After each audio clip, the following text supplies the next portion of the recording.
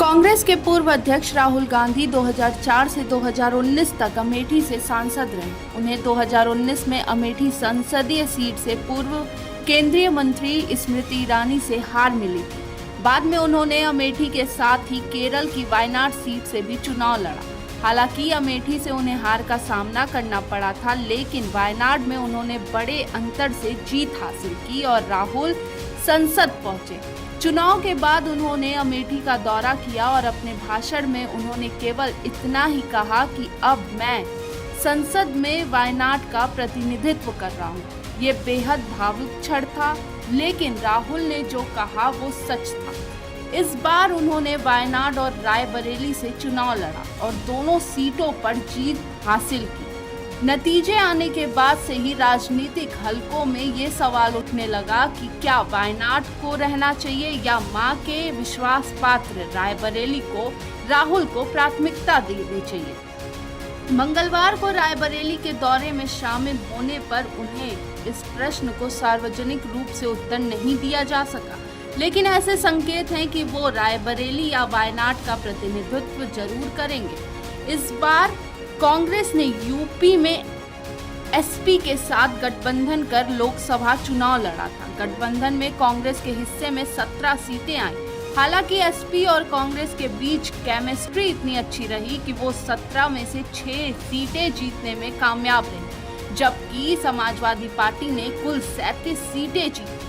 ये उत्तर प्रदेश के अपने नतीजों का ही असर था कि बीजेपी इस बार लोकसभा में अपने दम पर 272 के जादुई आंकड़े तक पहुंचने में पूरी तरह से नाकाम रही। यूपी नतीजों के बाद कांग्रेस ने सभी 403 सीटें जीतने के लिए लोगों का धन्यवाद देने का भी पूरा योजना बना रखा था। मंगलवार से शुरू होने वाले इस कार्यक्रम को 15 जून तक चलाए जाने की भी योजना बनाई जा रही है।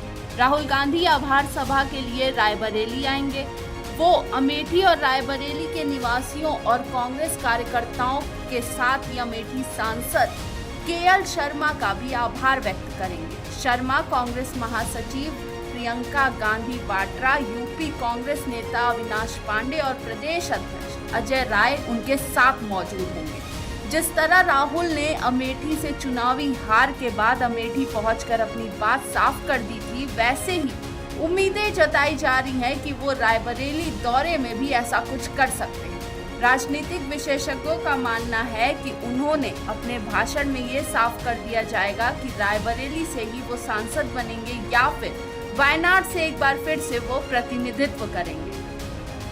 हाल ही में यूपी कांग्रेस की पॉलिटिकल अफेयर्स कमेटी की भी बैठक में ये प्रस्ताव पास किया गया कि राहुल गांधी को रायबरेली से ही अपनी सदस्यता बरकरार रखनी चाहिए। वायनाड से उन्हें इस्तीफा देकर फिर से किसी को चुनाव लड़वाया जा सकता है। रायबरेली में उनकी सदस्यता बरकरार रखे जाने का भी राजनीतिक लाभ पूरी तरह से यूपी में उन्हें आने वाले चुनावों में मिलेगा।